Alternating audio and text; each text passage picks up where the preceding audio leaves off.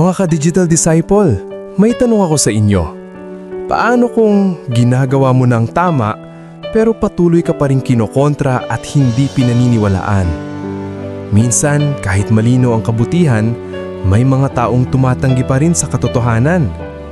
Panahon na muli para ibahagi ko sa inyo ang mensaheng nagbibigay buhay mula sa Ebanghelyo ngayong araw, Friday of the 5th week of Lent. Ako po si Brother Rai, your digital disciple.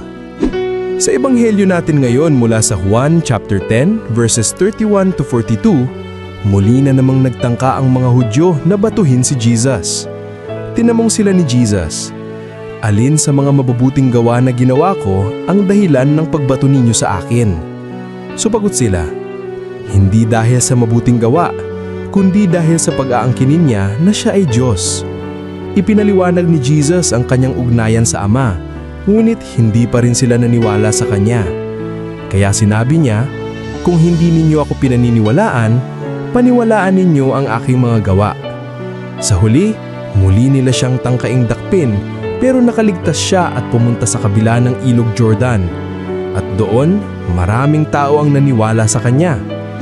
Mga ka-digital disciple, ipinapakita sa atin ng Ebanghelyo na kahit si Jesus na gumagawa ng kabutihan ay nakaranas ng pagtanggi at pag-uusig. Hindi lahat ay maninimala kahit malinaw na ang katotohanan. Ganyan din sa buhay natin. Kapag pinili nating sundin ng Diyos, hindi ibig sabihin na magiging madali ang lahat. May mga taong hindi makakaintindi, may mga taong dududa, at may mga pagkakataon na parang kinokontra tayo. Pero ang paalala ni Jesus ay ito, hayaan nating magsalita ang ating mga gawa.